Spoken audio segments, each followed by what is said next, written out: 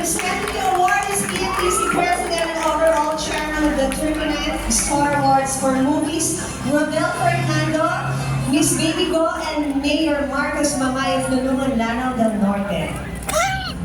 Alright.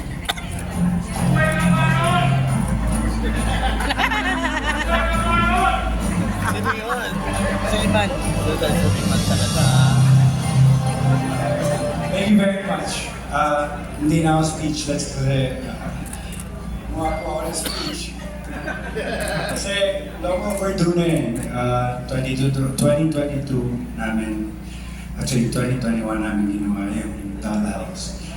And sa kalagitnaan ng pandemya, punta kami ng Netherlands at bumuo ng pelikula kasama ng Mavex Productions. Direct Marla, first time ko siya natrabaho doon. May love na ako sa pagdidirect niya at pag-guide sa akin bilang artista.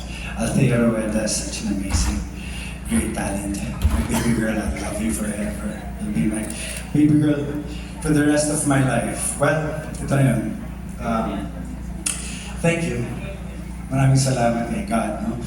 For His unending grace and for blessing me with the talent and opportunities to pursue my passion. To the Philippine Movie Press Club, thank you for recognizing my work. This is an honor I will treasure forever.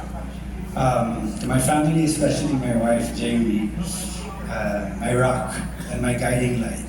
You are my greatest inspiration.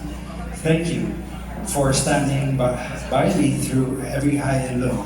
To my friends and colleagues who have supported me unconditionally, your belief in me has been my fuel.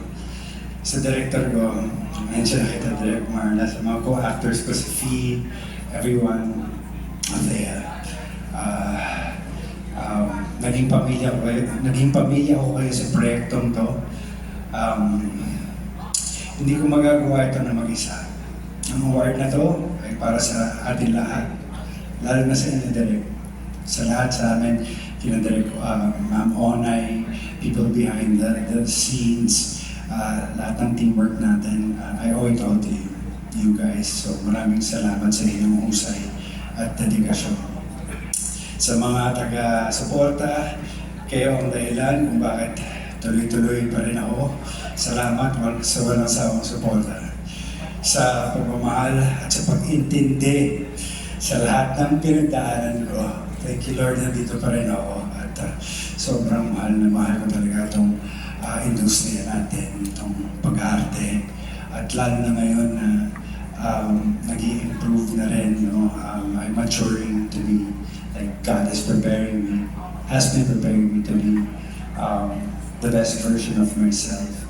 And I'm so grateful na lately, mga katrabaho ko, nakikita ko yung paghihila nila sa aking pangat sa bawat proyektong ginagawa ko ngayon sa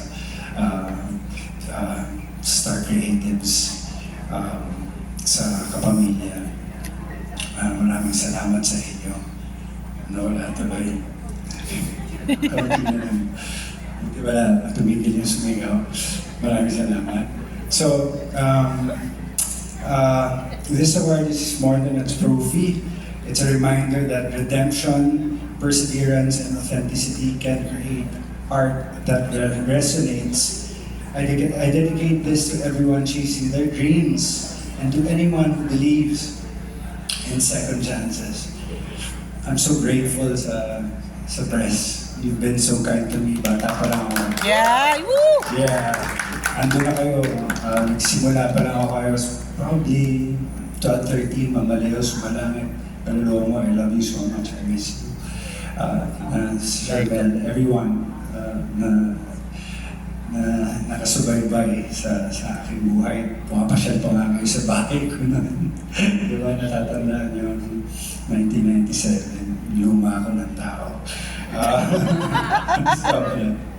So, let's continue telling stories that inspire, heal, and bring us closer to one another.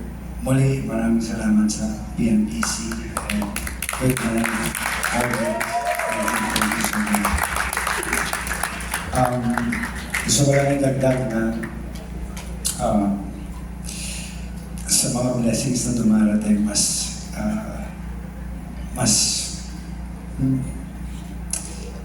minamahal ko yung craft ko. I take it seriously Yeah. and mas naintindihan ko na ngayon para saan, kung bakit ako plinase ni God dito.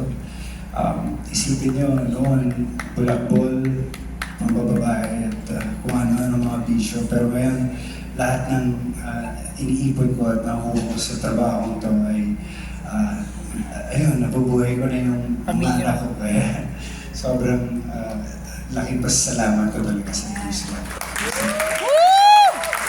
Congratulations, Dad. That was truly heartfelt, and thank you. Ganda, ganda lang.